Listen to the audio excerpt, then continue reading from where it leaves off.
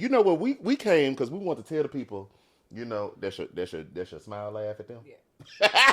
We want to tell the people about us because we dropped our practice pod. First off, how did you like doing the practice? It was cool. It was cool. It was anniversary weekend, so Yeah. we was just kind of just shooting the breeze, but it was cool. Just doing stuff, yeah. Yeah. So one of the comments that got brought up was some of this stuff I don't understand what y'all are talking about, and it would be helpful if y'all kind of explained how you met and all the things, right? Yeah. Because one of the things that you said, somebody laughed at it, and then somebody was like, I don't quite understand. You was like, because I still didn't know you, Yeah. and we say that a lot in our, marriage when we talk about our marriage. I don't know you. Yeah. So it's probably beneficial to explain to the people how we even got where we got. Okay. And particularly why we say, because I still didn't know you at the time. Yeah. I didn't know you at the time when we were talking about marriage and our kid and all the things. So yeah. No, that makes sense. Though. Mm-hmm. It makes sense as to why it confused some and made others cackle. Mm-hmm. So yeah, let's do it. Okay. Well, welcome to the Joyfully Giles podcast. I don't know if that's the name. No. But it sounds right. But here's practice part 2. How we meet.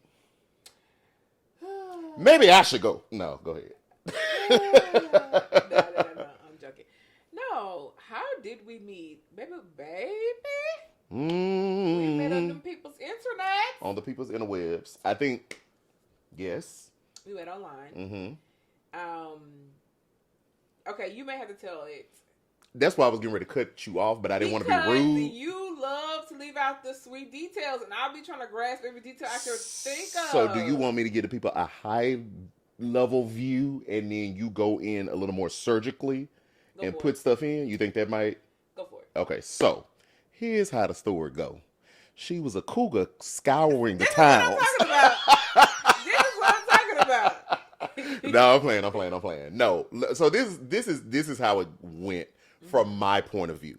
So, I got radically. So I was churched, but I didn't get saved for real until like 2019, like where I embraced the Lord. The Lord had always been there. You were churched, or you went to church? Well, I went to church and I was churched. When I say I was churched, I mean like I knew the perfunctory functions of the church. Like I knew when we were supposed to say amen, clap. I mean, I sung in the choir. I was in the drill team, which I actually really enjoyed that. I was in the drill team at church. I was in the usher board at church. But, like, my body was there because my mom would bring us. But mentally, I was always in my own world. Quiet as kept to this day, I'm often in my own world in my mind. It's a beautiful place. You should visit sometimes. But,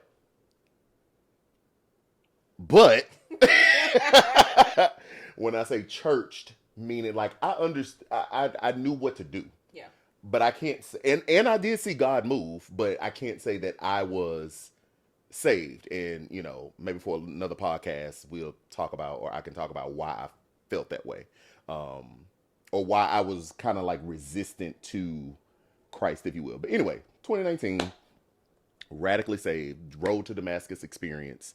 And at that point, I just thought that I would be alone and just kind of serve God. Like whatever the Lord had me to do, I would just do that because I had been in the streets heavily.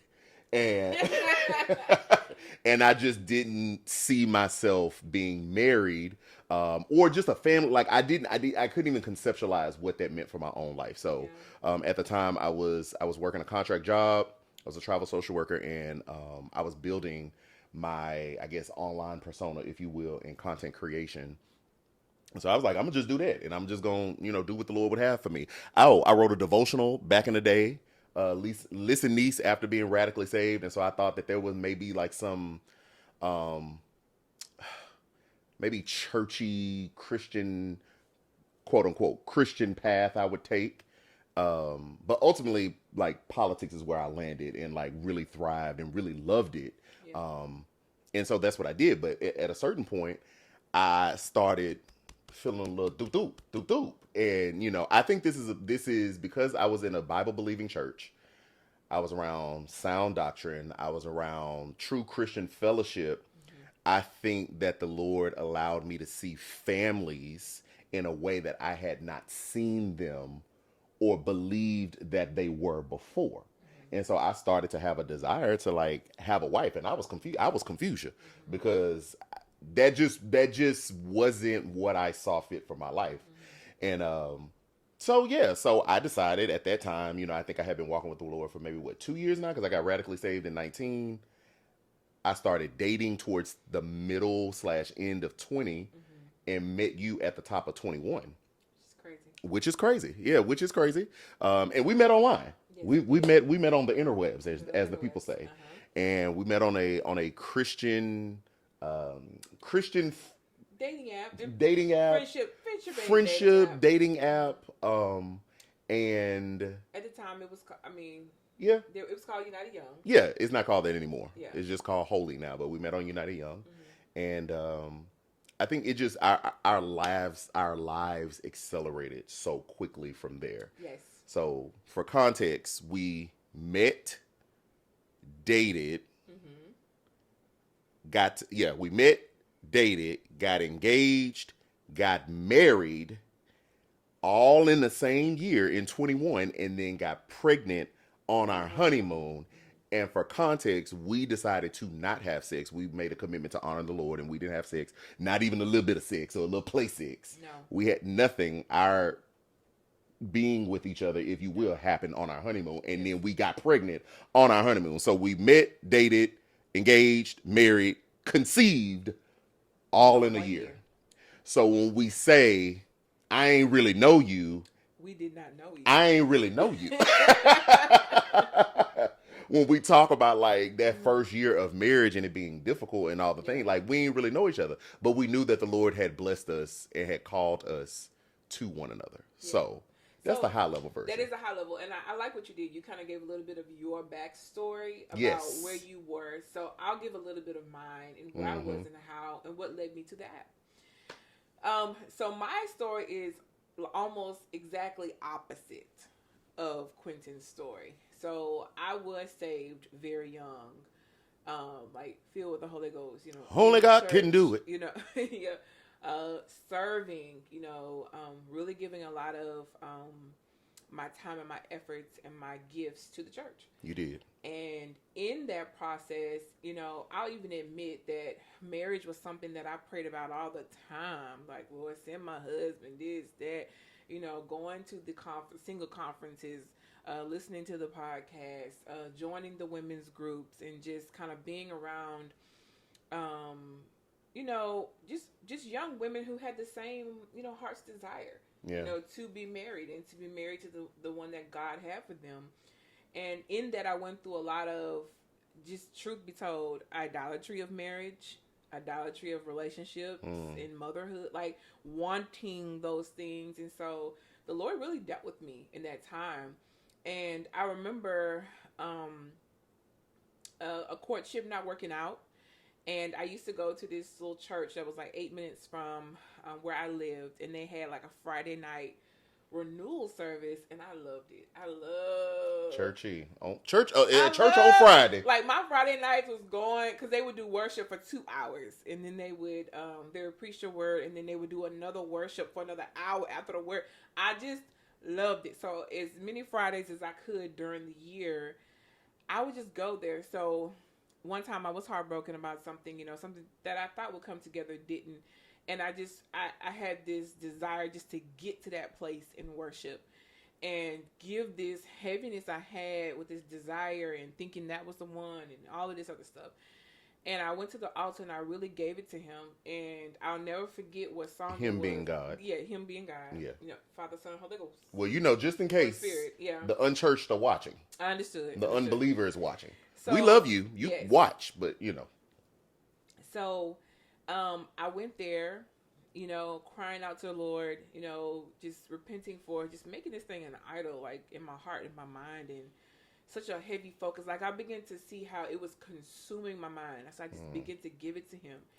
And as I gave it to him and all of his kindness and his goodness to me, he showed me something very clear that put my heart and my mind at rest about being married. And he showed me a pie graph. And he reminded me that he was his goodness 100% filled the pie. And that when it came to marriage and children and family, he was good. And it pulled me out of that place of like grief just from the situation, and it also pulled me into a new place of like, oh, God is good. Yeah. Oh, but God is good. Mm-hmm. Huh. Not in the God is good all the time, and God is good, but no, for real. No, He's 100% good. Mm-hmm. He's going to take care of me. And I believed it from that day forward. Yeah. That He would send the right one. There would be family in my, there was nothing that could be done or said that would deter my thinking. I was no longer ever discouraged about marriage and that being a promise that would come to pass in my life. Yeah. So from that moment, which I'll probably give that 2019.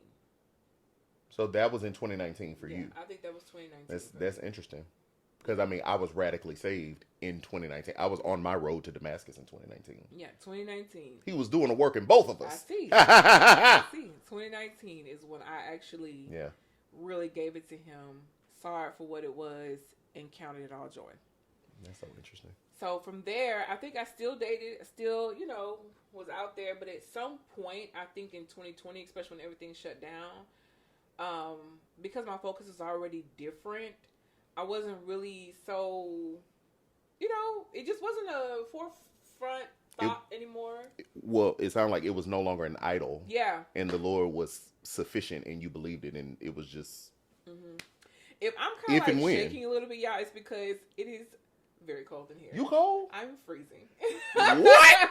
I'm like internally, and it's really cold outside in Houston right now. Yeah, but the heat in this room, like, it gets really hot in here. That's why I cut the fan on. I believe you, baby. But you want me to cut the fan down? You and I are so different when it comes to that. You want me to cut the fan down? Yes, please. Okay, keep talking to the people. Okay. Yeah. So, Can I put it on low? You can put it on low. Because we know you get the sweating bullets. Correct. Well, let me put it on medium low. Immediately I feel better. And not shaking anymore. So, what was I like? 2019, that's when you killed your idol. Well, he killed it. He killed your idol. Yeah. And, so it wasn't forefront. I was thinking more about purpose and, what was in my heart to do. And I was just running with all those things. And then, of course, the pandemic hit. Mm-hmm. And so the world kind of slowed down, but I was still in that mind frame, still working with friends and meeting and praying and being actually in a wonderful, beautiful place. Yeah. Single. Yes. Out here living. Enjoying it. Flourishing. Yes. The things. Mm-hmm. And as a matter of fact, I was at a friend's house. We did what we call like these little planning sessions where we would hold each other accountable. Okay, the Lord gave you a book to write. Where are you on this book? Where are you on building that shelf you bought 5 months ago? Okay, the little things and the big things like in between, just getting things accomplished, having community, healthy community. And I remember at the time her she had like a painting. Her and her another group of her friends were doing like a painting on Zoom. Like, what is it called? A painting with a twist or something like that. I don't know. But it was like a virtual situation. And, I was at her home, but she was like, you're welcome to stay and, hang out if you want. And so I did. And so, I was on the other side. I was supposed to be writing on my calendar and my plans. Just kind of hanging out. But I ended up getting bored, like really bored, to the point where I started to check my emails. And then I went to my spam email. And just to back up a little bit, somewhere in 2020, I downloaded United Young. Mm-hmm. And was on it for a short period of time. I liked it because it would let you just connect with people as friends or date. Mm-hmm. And I would get on and interact, but I would also get off because, again, it just wasn't something that was, you gotta see, gotta know for me at the time. It was just something I decided to do one day. Can I say something about the app real quick? Sure. That I think is just important for context? One of the things I liked about the app that I had not experienced before, because, you do your Hinge, I was, when the Lord put upon me, like, okay, you want a wife, and I'm like, or a wife, and I'm like, what is this thing? So I'm finding like, okay, well, where people meet at? Because again, we were in the pandemic, but for whatever reason, I don't even know how I found United Young. I remember when you downloaded it, they told you like they monitor Yes. the DMs. They monitor the chat exchange. Yes. So like if anybody, because we are all coming to a platform that we are all saying we're Christians and that we live per the Bible. We're not just Christian in name, we are Christian in deed as well, right? Yeah. And so they were like basically a warning. You will get kicked off of this app. We do monitor the DMs. Pictures, and to me, one could see that as intrusive. But I saw it as like, this is like accountability on everybody. Yeah. Because if we're all saying we believe the same thing, we wanna walk out our faith in the same way, then we also must submit to accountability. So I was cool with that. So I just felt like that was important for context from the app. And maybe that's what I really need to sit and think about how I even got to United Young. I don't know how I got there. Because I can't tell you. Maybe I Googled. Well, I probably Googled Christian dating apps because I had got on Christian Mingle and it was tired. Sorry, Christian Mingle. It was so dry. It was dry. It was nothing. There was no activity. So I was just like, where else am I going to meet someone in the pandemic? Mm-hmm. You got to be online. IG ain't really the best spot, you know, so. Because no one said, hey, go download this app. No one, like, I cannot, I have to really think, because so yours was just, I might have Googled. I don't remember, but that makes sense if that's how I got there. Okay, I'll have to think about it, but I downloaded it. So, fast forward back to me at my friend's home, and I was in a spell where I was off of it. Not spell. I don't like that. I was in a space where I was not on United Young, and I then checked my emails.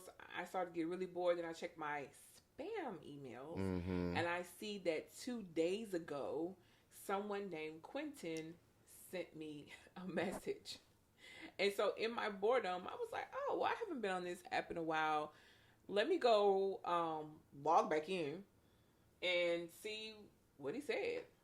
And that's literally how it began. Yeah. So that's how we met. So in that, I think, so I had, because I was at the time looking for a wife, right? I had met a couple. And I was just trying to see what he wrote.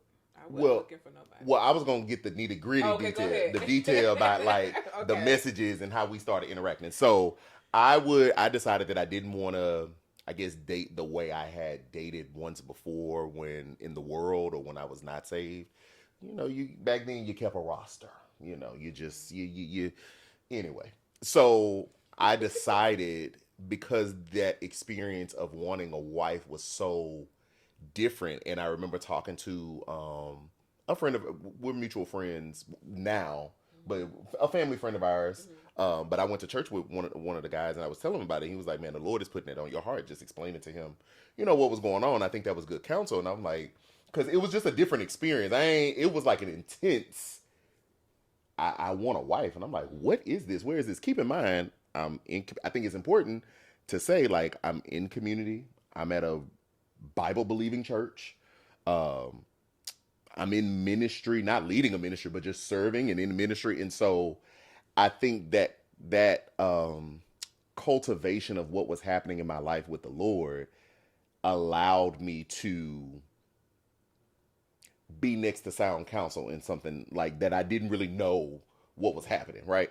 So I decided to date one woman at a time. So I had met some people on the app, but when we were talking, I didn't delete the app, but I just went away from the app. Like I wouldn't be on the app. And so, quiet as kept, Vanessa actually sent me a message first. Okay? I didn't know this because when I came, by the time I looped back around on the app, I think I didn't even see your message. I had quite a few messages I had to sift through. So I never even got to your message, but I'm scrolling. You scroll, think of your Hinge and all that, you swipe left, you swipe right, all that good stuff. So I saw your little profile or whatever, I was like, okay, she cute, she got a little thickness to her. Okay, all right, wonderful. And you said, I think your profile was cool, but it was the end when you were talking about like you were the Uno Queen. Period. And I took that as a challenge. Period. Because I'm the Uno King. No, come see me. Yeah, so I hit you up on some, if you the Uno Queen, I'm the Uno King, so what's really good? So when I sent the message, your messages compound, they collapsed. And so I saw that she had once sent me a message, but when you sent me a message, I was entertaining at the time. I was unavailable. And for those who are curious, I did see his profile. I think the timeline is August of 2020. Yeah, you saw me August of 2020. Yeah, August of 2020. Mm-hmm. And in his profile, he had a bunch of pictures of himself traveling the world. And in one of his last... Oh, I used to be gone. Yeah, just gone. Just going. And I thought it was fun. Now. You could tell in all of his photos that he had a big personality, which I thought was great. And, he was cute. And so, at the bottom, he had a comment that said, I work out 6 days a week, but I eat cake 5 out of the 6. And my reply to him was, well, life is sweeter that way. Pun intended. Mm-hmm. And I don't know that I was ever looking for a reply, because the nature of this app again was just, you could just connect with people and be friends. And I don't think I thought about it again after I sent it to him. And when you messaged me again, like, I saw that, oh yeah, I said something to him. Mm-hmm. I think it was like a reminder.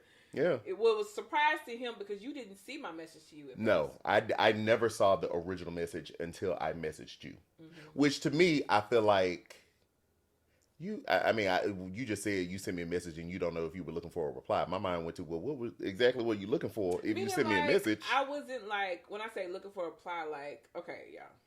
Now, at the time, I'm going to be honest, United Young didn't have a lot of melanated people on it. Now, that is correct. Okay. That is correct. That was important to you? It was important to me. Oh, well, it wasn't final for me, but it was important to me. I would agree. It was, yes, I like how you said that. Mm-hmm. It wasn't...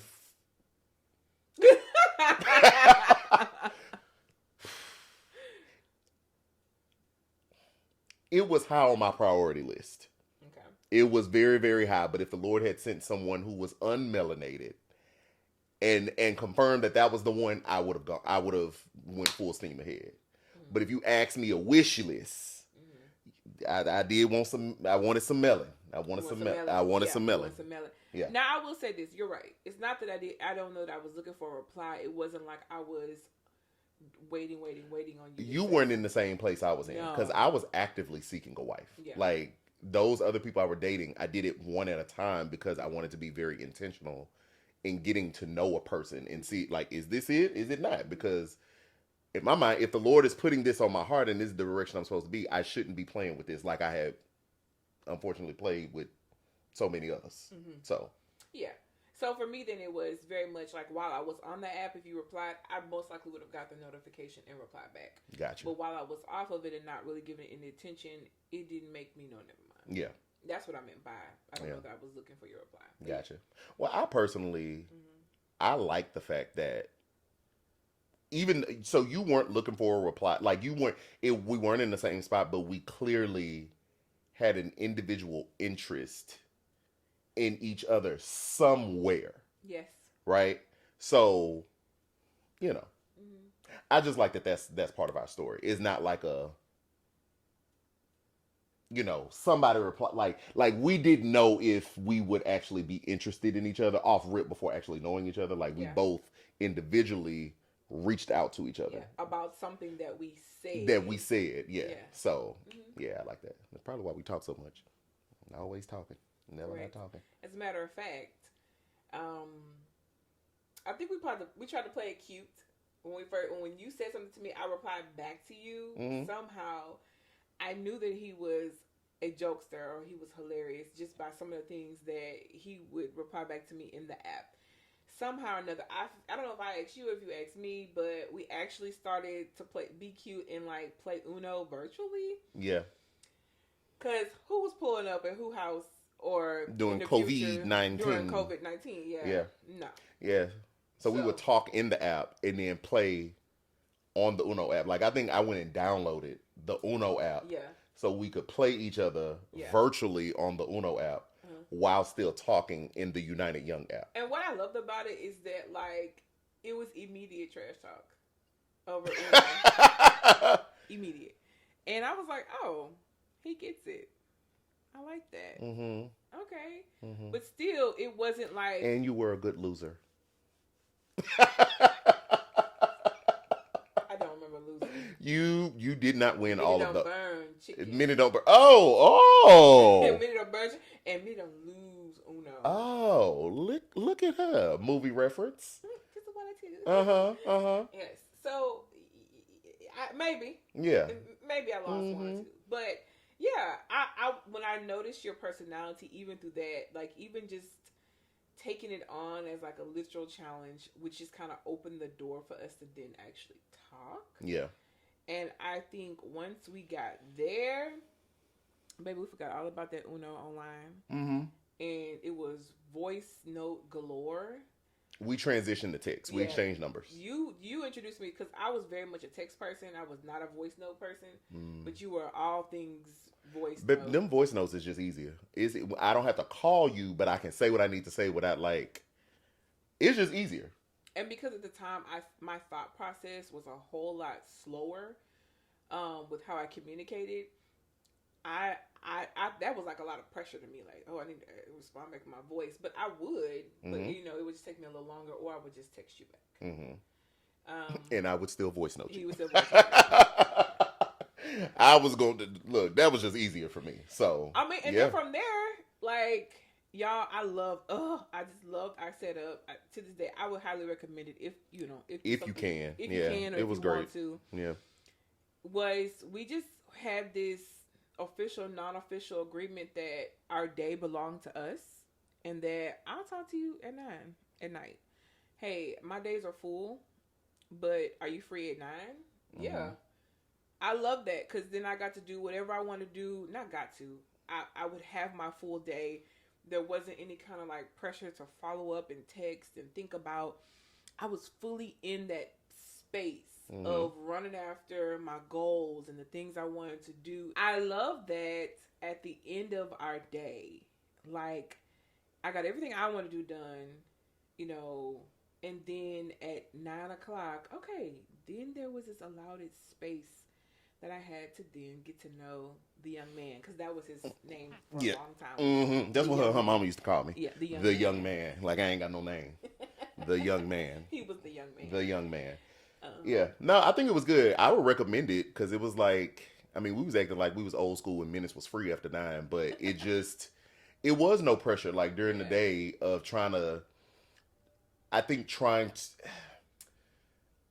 to overly get to know each other. I don't know. It was just like, but shoot, I still I'm working. Like at the time I was full blown entrepreneurship. So it was like, I'm running my content and my business during the day and all the things. And like at night, okay, cool. We can talk. I have much more time because I'm done with the day instead of like, through it. So yeah, I enjoyed that. And then like we end up talking as if we were back in the day and minutes was free. Like we was in high school. All night. Like we ended up going to like midnight. Then 3. Then 4 and 5. Oh Lord. Okay. I mean, and we did that consistently for weeks. I think like a good 3 weeks. Yeah, almost a month. Almost a month of like every night. Once we actually started talking on the phone, it was like that 9:00 or after 9:00, and we would just talk all night about everything. And then it got, I mean, we went deep quick because I think by week 2, we was talking childhood, traumas and just different things that are been to therapy, a lot of heavy experiences, which I think I wouldn't recommend that for everybody because I do think you need to use wisdom and discernment on who you can tell your stuff to. Yeah. But I feel like in that moment, like, I don't know, I felt very comfortable with you. It because conversations were always ever flowing, it just seemed natural to not stay so surface and just, okay, well, how much further could we take this conversation? And also, I believe that if there was a topic that one of us wasn't ready to talk about, we also had that space to say, I'll get back with you on that, or give me a little more time to think about it. But I will say that we did mutually feel comfortable with sharing our full story with one another. But if we wanted to pause and say, let me get back with you on that one. It was the space was there and it was okay. Yeah. So after doing that for like a month, we was like, all right, it's clear. Yeah. It's clear. We like each other. We no longer have to do this at night. So we went from talking at night to talking during the day, so we could actually go to sleep at night, so we could be functional during the day. Yeah. This one time we both called each other like, okay, we get it. Yeah. We like each other. Baby, I can barely keep my eyes open. Correct. During the day. I remember you fell asleep on me one night.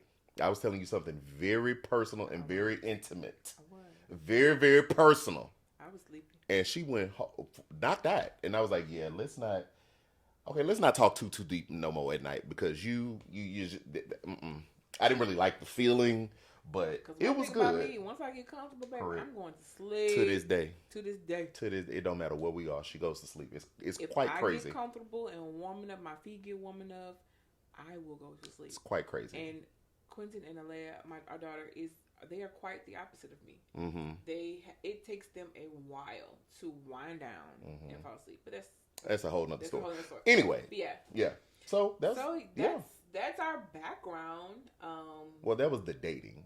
That was the dating. Yeah. Then we moved to. Oh yeah, let me tell you about how he kept trying to meet me in person too. Okay, go ahead. So context. So Quentin and I now. We've already given you the foundation that sex was out of the question for both of us. Mm-hmm. Like we had both. I think we talked about that on the phone. Like first day one, I think. Yeah. We both talked about waiting until marriage. I'm gonna wait. Culture may try to push me. I wonder if that's what Chandler was talking about. I'm gonna wait. Oh, stay in my tune. I mean, in my range. Wait on the Lord. Too low. I'm too low. That's not. I'm lower. Wait on the Lord. Better. Okay. But we can pause right there. All right. Keep going till you sing your lessons, baby. Anyway, come on. Tell these people this story. So, to me, it was still COVID, and I liked the space that we were in, and we're like that even to this day. I'm going to take a lot longer to do something, to make a decision, to come to a conclusion. Quentin is... my gosh. Let's go. Fast. It ain't fast. It's just some stuff don't take an act of Congress to get a decision made on what we're going to do. So, but I digress. He kept asking me, "Can we meet? Can we meet? Can we meet?" And I'm like, "What for? What?" Again, I don't know you. Because at this point, we didn't talk on the app. We've been playing Uno. We're texting now. We're talking on the phone at night. This is before we hit the. I think I was trying to meet you before we hit the 3-week mark of like talking overnight. I think it was in there where I was trying to meet you. Yeah, you were. Yeah. Yeah, it was in the first 3 weeks for sure. And yeah. Keep in mind, everything that we've told you all was really like the first month.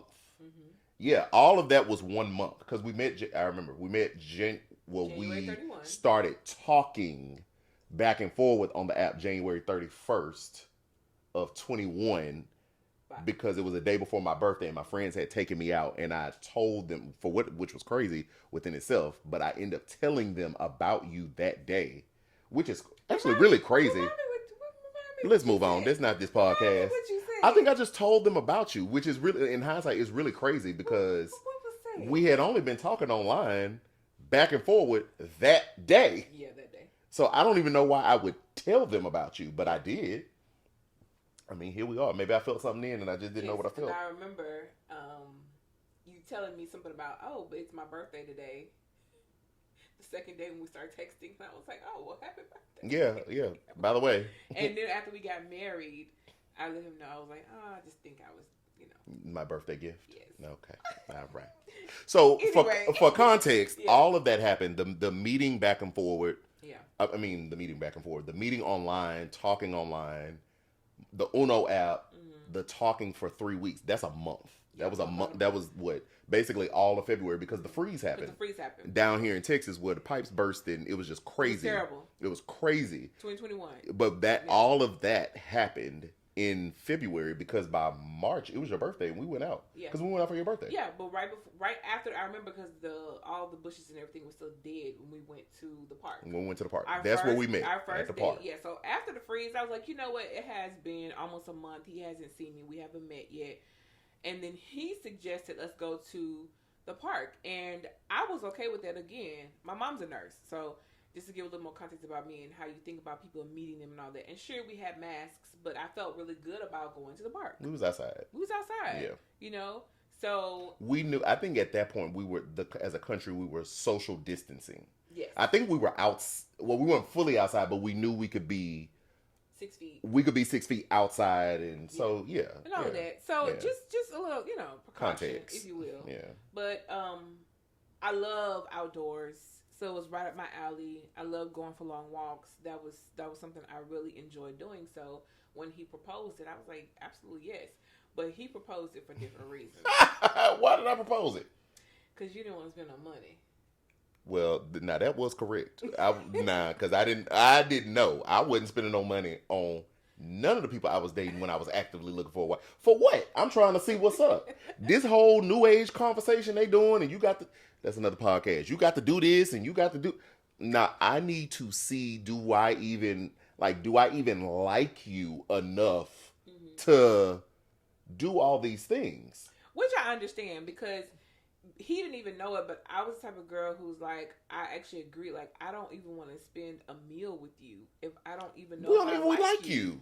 Like, I'm okay with going to get coffee, going for a walk. Like, that's already the way that I was thinking, but I just like being outdoors. So it was great for me. And I don't even think we ever had a conversation of no.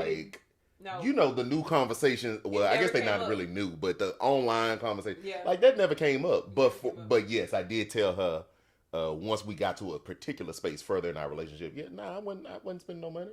I needed to see, why am I dropping money on someone that I don't even know that I want to invest in? Now, again, I think that what I'm saying, or not again, but I think what I'm saying could be kind of triggering to someone, right?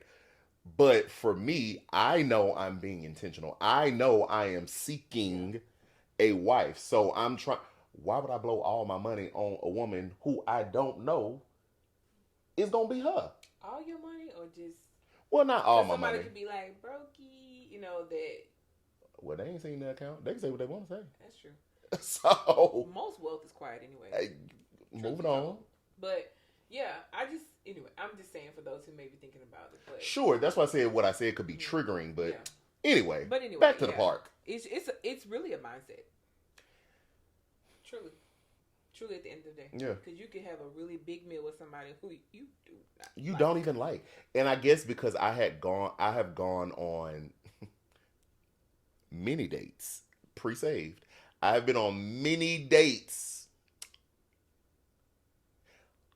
where money is being spent, and I know that I know. This ain't going nowhere. It's useless. Yeah. It is pointless. Mm-hmm. It's so pointless. Mm-hmm. Just to say we did it, it's pointless. Yeah, you did a whole lot more dating than I did. So I was in the streets, baby. I was in the streets. The Lord changes and saves. But yeah, after that walk, we walked for like 2 hours. Mm-hmm. Realized that this is our first time. We had been on FaceTime together, but physically seeing each other. Yeah, the interest was still there. The vibe in person, it was different, but it was still good. Different, like good different. Yeah, I guess so. We married now, but okay. Because to me, I would say if the vibe was consistent. Yeah, different. Just like, like you're a person. You know what I mean? I don't know how to explain it. Like, sure. Like it's you. Okay. That's all. I got you. It was just that one time. I got you. Yeah. Different, but same, consistent. It didn't get dry. It didn't fall off. It was the same. Yeah. And it was great. Yeah. And then we began to date. Yes. Yeah. You would classify that as dating? I would classify when we got together as dating. That's what. The reason why I'm joking with him about that is because when he told me about all his past stories of dating, well, I would call it dating. He was like, not everybody. I wasn't dating everybody. But you don't meet up with people on a consistent basis and not be dating them. You are getting to know people. You are seeing what you can see, liking what you like, you're floating. Yeah. I wasn't dating everybody. To me, dating is what we did when we made it official. We were dating. No, let me tell you what you did. I did? When you semi-made it official. With you? Yes. What? So, well, this is before he actually asked me to exclusively date him and be his girlfriend. Mm-hmm. He notifies me that someone from his past looped back around, and that he declined. Oh, okay, yeah. Their advancement to reconnect, mm-hmm. because he wanted to see where things went with he and I, and then asked me, "Do you understand what I mean by that?" And I was like, "Say the words." There were no words to say at that time. I was asking you if you understood what I was saying. That we weren't super serious, but I was being serious about whatever could have been at the time. Mm-hmm. So again, because I decided one at a time. Yeah. Give my attention, mm-hmm. not my money. Mm-hmm. Ultimately, you end up getting my money, but give my attention. But I don't. Anyway. Not in that way. You don't do that. That's why you probably get as much as you do. Anyway, give my attention to one person at a time. Yeah. So yes, that was me saying it without saying it. Yes. Mm-hmm. It really annoyed me. That's fine. but I liked you enough to know to be like, you know what? Okay, I understand that. And I think one of the reasons why it annoyed me so much is because I have been in so many situations where men like really enjoyed my company but didn't want to put like a title or something on it, mm-hmm. or just be intentional, really, truly. Yeah. And I think what I did was I ended up judging your actions and your consistency in that moment and deciding that, okay, because remember, it felt like what I had known. What I said was triggering. Yes. It was triggering to me. So I was like, let me not put him in those boxes. Let me just see this out. Because the actions were different. Yes. Okay. And the consistency. Who I knew you to be was not what I had known. Let me ask you this, and I don't know if I've ever asked you, but maybe I have. The person that I presented to you, mm-hmm.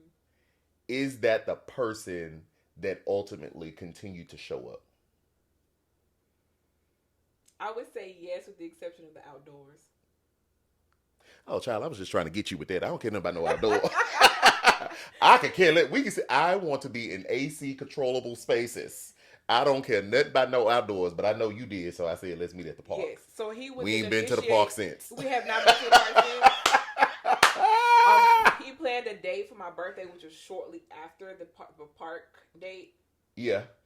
And we walked outside. Yeah, he had already shared with me that he wasn't a gift giver. I wasn't.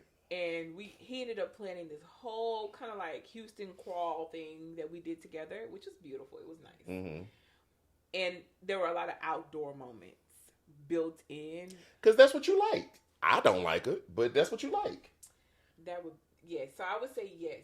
You are who you showed up to be. Okay. With the exception of outdoors. I led you to believe that I liked outdoors more than I actually did. Yes. Oh. Because you initiated it so much. Because you liked it. That didn't mean I like it. Well, I know that now. Anyway, I was just wondering. So, timeline, just for it to be. So, again, the talking on the phone, all of that was, we met January 31st. That was February. We started meeting towards the end of February because your birthday's March 9th. Yeah. So, we had the birthday date. We had already had the park date prior to March 9. Mm-hmm. And then we officially got together in April. Because, because there was and there's something I do want to say that I want to say this because I do appreciate you for doing this. Mm-hmm. I knew that I liked Quentin. I knew after my birthday because of all of the things that he put together and the intentionality. I'm like, oh, this guy, he's into me. Mm-hmm. Okay, like I would date him. Cause I really like it. Okay. That was better. I stayed in my range. Good. Yeah. Uh-huh. Yeah. So I realized then I really liked him. Okay, he has my attention, my for real attention. I'm not just seeing, I'm like, okay. Mm-hmm. Of course, praying. I think we were doing our own individual praying. Oh, 100%. The entire time. So I do 100%. want to mention that we did pray on our own about one another often because we would tell each other, and I'm praying, I'm still praying. Mm-hmm. I like where things are going, but I'm still praying. Mm-hmm. And neither one of us were offended by that. But I do want to mention that my family and we lost someone very, very close to us. In between that date in February and my birthday, like right before my birthday. And I was devastated.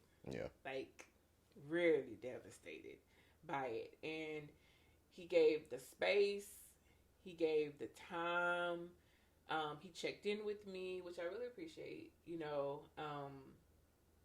to let me talk it out, to kind of grieve, to be angry, to be upset, because I lost somebody that I really love. Oh, I'm not going to cry. I'm okay. Emotional walls. Right. Who I still love. But she's in heaven.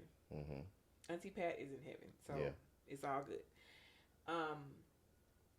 And at the same time, y'all, while I was grieving, I started getting upset. Like that old thing came back around to kind of grab me. Like, we like each other. He's doing all these things, but he's not asking me to be his girlfriend. And I remember I called my first lady at the time. And I really appreciate her for making this space for me. And I gave her my real, like my tears, my everything. And she was like, girl, who has he shown you to be? And when you pray, what has the Lord said? And so I went off of that and I was like, okay, I'm going to chill. And I think a week later in April, he waited. This is the part where I want to say thank you about. So he waited. He knew he wanted to ask me to be his girlfriend in March. Yes. But he also knew that I was grieving and considered the fact that I was in a sad place and didn't want to blend the lines of you're grieving someone very important to you, and then here I come asking you to be my girlfriend.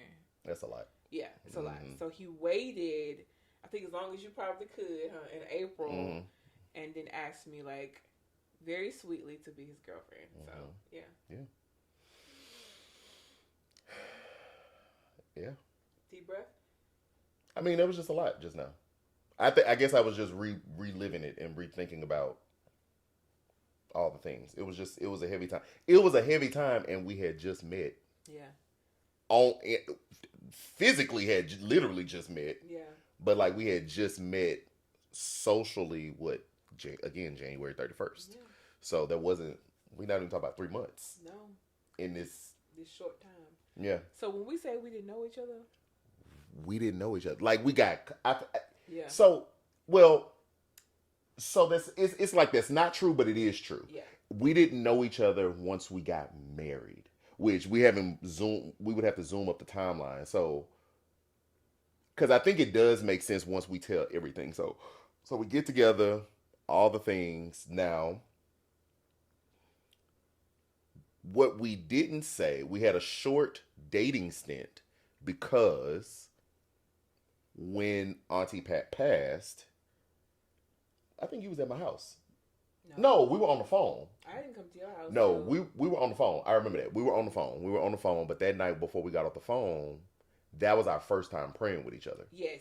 So we had been praying individually. And the first time we prayed together was the day she passed away. Yes. So, you said all the things. So I was like, all right, let me pray. So when I prayed, or when I was praying for you and, your family, I had an out-of-body experience. I've only had an experience with the Lord that was, like, I guess I could say physically tangible. Or it's not even physically, because it wasn't like I touched him, but like like an out-of-body experience. One was when I knew he forgave me when I got saved, like, and I'll tell that story another day. And then 2 was when I was praying for you, like I had this out-of-body experience where I saw, like, it was the words. It was God, husband, wife.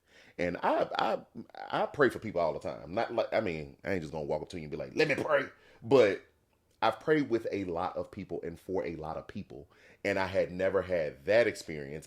And then add on the fact, I am actively seeking a wife. And this is the first time I had this experience. So that happened, when your aunt passed before we were actually even officially together. And so once we got together, because again, I'm looking for a wife. I feel like, and then I have this experience. I'm like, well, the Lord has confirmed it. Let me just date a little bit longer. We can't just go from, oh, well, I guess we could have went from, hey, I know you, I like you, we like each other, we want to get married, but let's do some dating. Let's do some. So we dated from what, April to September. And I actually met my wife September 29th. I remember that. It's because it's my brother's birthday. It was September 29th. And you said yes, and that was a whole thing. It was not a whole bad thing, but just it took so long for me to actually ask because I didn't know I didn't know how to ask, and we was on the rooftop of where we used to live before, or where I lived, where you moved into, when we got married. Well, again, another story, but I knew then, and so in my mind, we didn't need to have a long drawn out process because the Lord had already confirmed to me that you were my wife. So once we dated, we got engaged. Okay, boom. Well, we don't have to. I guess again for me, I guess to your point of like, come on now. I'm like, well, what's the purpose of a long engagement? Let's do the premarital counseling. Let's go before. That was a non-negotiable. Oh yeah, let's do that. Let's get some something up in here. So my pastor did, now our pastor. Yeah, for 3 months. Did our premarital, and I think even that's a whole nother podcast of like what that was like. But we did, because it built a lot of bridges. Yeah, it did what it needed to do. Our families knew of each other. Our relationship was private. It wasn't a secret. No. It wasn't public. I didn't post anything on socials. I didn't. Yeah, I told my friends, or I think you had met my friends. Yeah. And you had met my family. Yeah, because my grandmother ultimately passed while we were dating. So you met my family. I met your family. I met, I think, a good amount of your friends at the time. So we were private. We weren't a secret. No. So everybody who needed to know knew. They knew. And I just kind of felt like, again, just having that experience, which I never told her, that I had that God-man-wife experience until after we got married. Because what did it look like? You telling somebody, oh, I prayed and the Lord told me you my wife. Now, I know people do that, but to me, it's weird. Mm-hmm. It's weird. I felt like the Lord confirmed it to me. Okay, let's walk it out. Mm-hmm. If I heard correctly, if I saw correctly, this thing will bear out. If I didn't, then really, I need to check, who is that talking to me? I need some more discernment, to be able to rightly divide. So, but, thankfully, here we are. So, yeah. You want to tell the other side of the beautiful part of that? The other side of it is the exact same day that Quentin prayed for me when my aunt passed away. No cap. I also knew, I think the Lord revealed it to me. And my experience was when he prayed for me, I actually had a tangible feeling of being covered. Like, he covered. I didn't see it as God, husband, wife, but I felt like in that prayer, I was covered. And I remember when things in my own heart began to shift to, okay. And the Lord talks to me differently than he does Quentin. Yeah, 100%. He can't talk to us the same way sometimes, because sometimes we will have dreams and things, and we'll eventually share it. Mm-hmm. Like, this is what I saw. Mm-hmm. But in that moment, it was more like an impression for me. Like, yeah, husband. Okay. And for me, I immediately come out of that because I had made that an idol before, and I just began to pray about it. I was in prayer about it, but I would... In my mind, I was never saying nothing to him because it was kind of weird, right? It was weird. To say, it was. The Lord told me that, you my husband. You my husband. Yeah. And, because you still got to pray it through. But you know what? Oh. Mm-hmm. And it's weird out there in the streets. Yeah. You just said something that I didn't even realize. He's been talking to us. You just said, he talks to us differently, but and sometimes, the same way. Yeah. And to this day, we still have daily experiences where we saw the Lord has shown us something individually. Yeah, and when we share it, it's like, I just, but that has been happening since I don't think I I guess, forefront of the brain connected that it's been happening since he both showed us that day that we were each other's. Yeah. Yeah. It has been. Yeah. Welcome.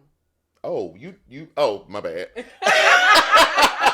I guess it just wasn't the forefront of the mind. Like, I thought you had, but okay, welcome. Yeah. I mean, obviously I knew because I lived it, but it's not something that is forefront of my mind. Oh, gotcha. Every time it happens, because it happens often. It does. But that is just, I guess now, it's just my own classification in my own brain. Yeah, so for me, it was like, okay, I think this man my husband. Didn't really share with anybody. Didn't say anything to anybody. I didn't either. I prayed about it. Yeah. I prayed about it. I think you were the first person I told that I had that experience to after we got married.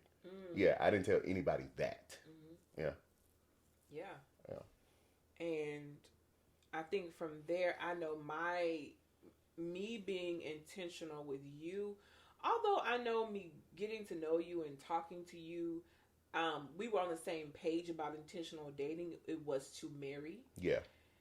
But I think just from the state that I have been in, my heart, there was a part of me that was still guarded just to make sure that I wasn't ever going to ever put my heart back in a space where marriage or a person was an idol to me. And then I was like, no. Yeah. No. Yeah. So that was just me just making sure that that line wasn't crossed again. And so when that happened, I feel like a part of me kind of like the guard let down, and I was way more intentional with you. Yeah. And my prayers for you, and just like how we spent our time and getting to know you, like hearing you, but like, oh, I'm hearing you now. Like, how is he a leader? How is he this? Like, in these things that I have been praying about that I desired in a husband, I was then, kind of gauging what were the things I needed and didn't need, and just. Yeah. I think we start our Bible studies. Well, we weren't doing a Bible study. We would just read the word together. That was after we got together, though, right? No, indeed. That was before. Before we officially got together? Yeah, I remember. Oh. Because for you need to see. You actually slipped up and told me. Oh, I did need to see. You correct. Because, I had just run into Christians in my intentionality. And I was like, it ain't 2 + 2 ain't equal 4. So before we get too far, you are correct. I needed to know what you think that verse saying. Yeah. So is it okay? God, who is God? Who? Yeah, because I thought you was I thought you was of a different mindset when I first met you, because we had this debate about believing in God, and you were like, no, we're followers. Oh, believer. Oh, the word believer. Okay. I almost dismissed him, yeah, because we were talking about whoever or whatever, and she was using the term believer, and a lot of people use that term. I'm not a person that actually, I don't necessarily care for the term, and so the discourse came into because there's a scripture that says even the demons believe. So if even the demons believe, belief to me is not enough. Jesus says, pick up your cross and follow me. Right? So die to self, deny the flesh, pick up your cross, follow him, live like he's called us to live. So there's some action there. Not that we are working to salvation, because salvation is faith alone, through grace through faith alone, but that there is some action on the other side of the faith in Christ that's supposed to be worked out, that I should be able to see in fruit. Hello, somebody. Hello. So to me, simply saying you're a believer was nothing. When I was in sin, when I was in the streets, I believed in Jesus. I believed. I was still in them streets. So I just that's where that discourse came into play. And you was gonna walk away from me because I was saying something about believers. It's because you kept going back and forth with me about being a follower of Christ. You were like, no, we're followers of Christ. I was like, no, the Bible actually, I think I sent you like 3 or 4 scriptures about believing. Which we are to believe. Yes. And so we went back and forth, and then that's when the voice messages really came into play, which, again, I'm a texter. So I was like, he one of them, he one of them. And one of them just being somebody who liked to go back and forth about biblical things with no fruit or no I was gonna say I'm not one of them. With no sound intention. You thought I was one of them. I thought it was. Yeah, it was definitely the very beginning. It was the beginning. It was. You correct. But you sent me a voice note, and you were like, "I think we're saying the same thing a different way," which we still do to this day. To this day. Yeah. And that was our first impasse. I just realized that was our first, very first biblical things that in the Bible. Once I heard him out, and I did understand what he meant by the scriptures he said, and I was like, "Oh, okay, okay." Oh, and he's a believer. Oh, okay. But yeah, no follower, follower, believer. Okay. Yes. We were saying the same thing. Yeah, we were saying the same. But yeah. So anyway. So yeah. So back to the timeline. We walked them all the way up. We got engaged. You said, yeah, maybe one day we'll share video footage of the engagement, which was crazy because we weren't even trying to catch it. Nope. It was somebody, I think the Lord set that up because somebody happened to be on the rooftop with us that we didn't know that got it on film. So maybe one day. But yeah, we went from engagement to, we did our premarital counseling and that was great.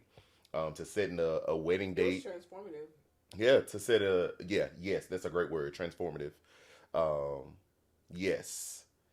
To setting the wedding date to December 12th. And so we were engaged from September to December 12th. Yeah.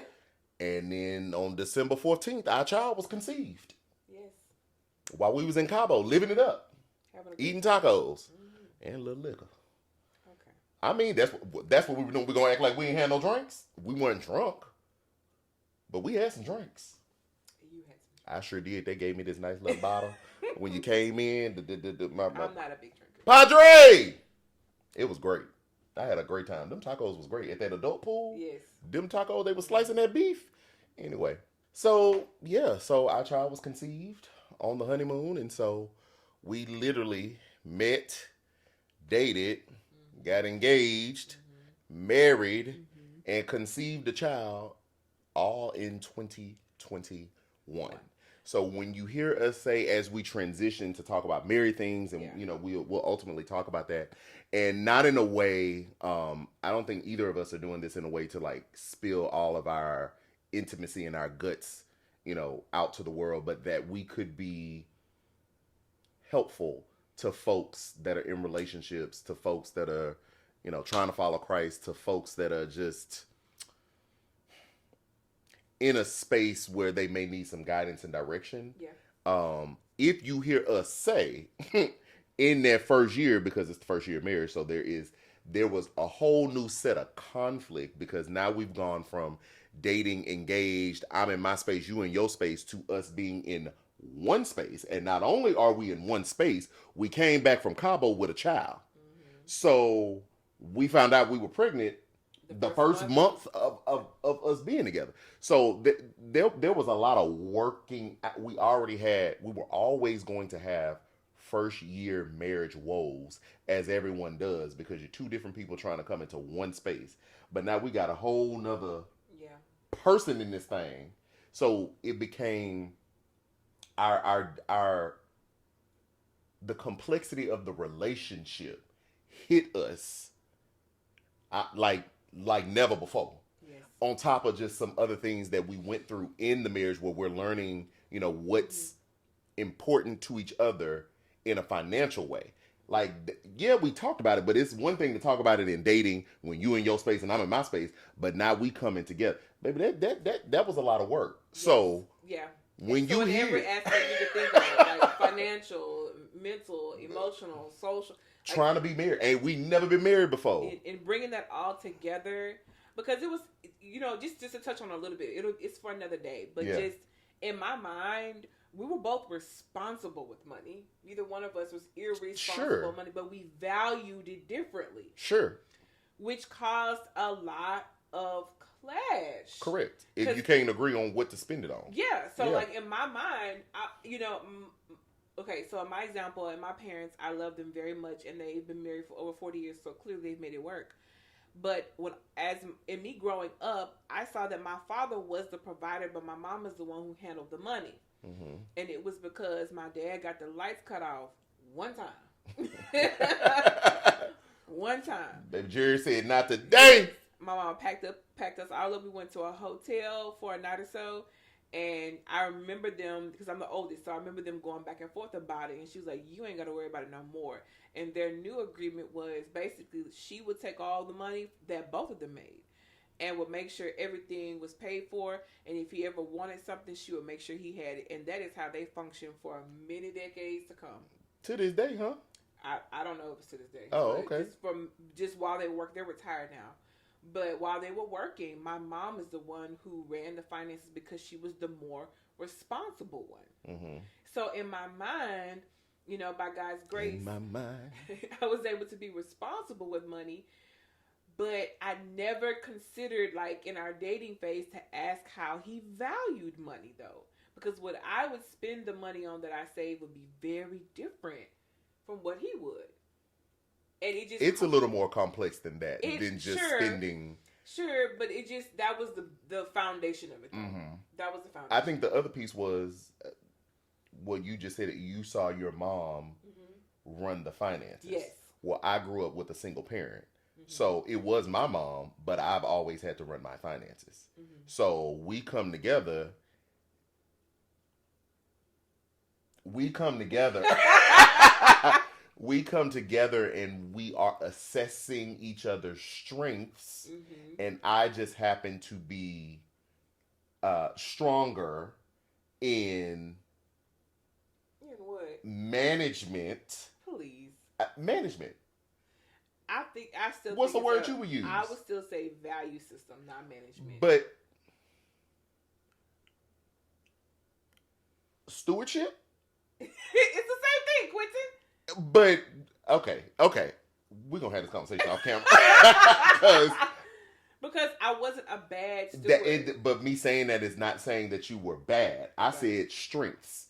So who was stronger? He was stronger. Stronger. Who maybe could endure a little bit more long suffering and had a little bit more foresight, which we learned. Was that the first year of our marriage? Yes. Yeah, that was the first. That was towards the end of the first year. Mm-hmm. When we rolled over, and we had took like a financial hit, but then we had came into a little something, and because of value system, you're like, well, we got this, that, and I'm like, no, we need to steward this, and ultimately, it carried us the next year. So then, the word that I was used that you had more vision. I received that. Okay, I'll take that. I would still use the word. I would still use stewardship over it because vision was in the stewardship. That's how I would see it. Anyway, I was saying that to say, I think another part was, well, you always saw your mom do it. So maybe somewhere you thought that in your relationship, right, an unspoken expectation that maybe we didn't even, one of those things you didn't even know was an expectation of yours, but that it would be you're the one that's managing. Yeah, no, that's basically what I was saying earlier. Like, I think with you, when we had the financial conversation, we were dating or when we were engaged, I stopped at knowing that you were responsible with money. Yeah. I wanted to make sure that you could be responsible with money. Sure. That your decision making was sound. Yeah. And I didn't go any further than that. Yeah. I just stopped there. So yeah. Yeah. So all that to say, when we say we didn't know each other, that's what we talking about. Mm-hmm. When marriage actually got real, because it got real fast. Real fast. We trying to work out these deep things that people divorce over all the time. Yeah. That break families apart all the time. Yeah. And we had to work at them through arguments and talking again and talking one more time and counsel. Like, we were still meeting up with our pastor and tears and crying and let's keep it 100. Regret. Did I make the right choice? Did I marry the right person? Like, all of that was in that first year. Mm-hmm. So when we say I ain't even really know you, in hindsight, we didn't. But I think that it was still such a beautiful relationship that we had run so far ahead. Because what we didn't say is, even in our dating phase, I'm full-time entrepreneur. So I'm working for myself. So I make my schedule, if I want to work, if I don't, whatever.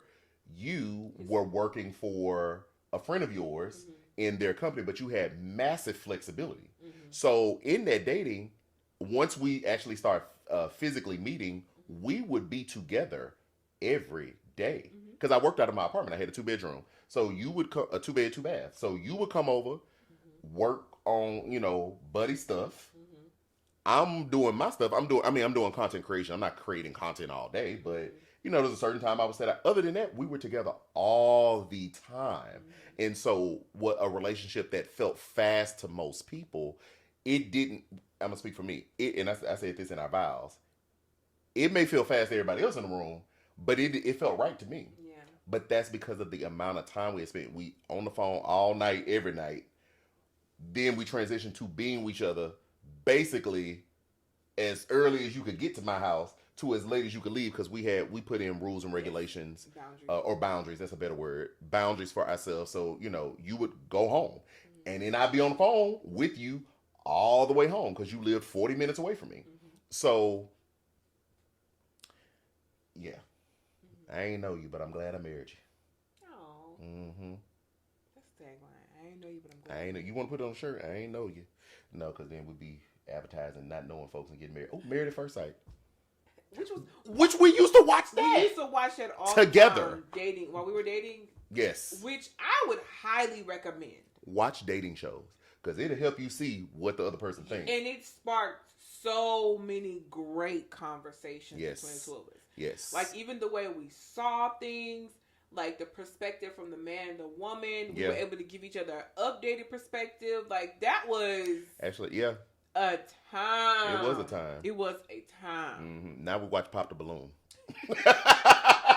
We are a Pop the Balloon household. Shout out to Arlette. And BM. Yes. We watch that. We don't watch that Married at First Sight no more. It didn't got too people just trying to be on TV. But yeah. So that's our story. Like I said before, we're not doing this to like just spill all of our guts out, to everybody. We really want to be helpful and effective.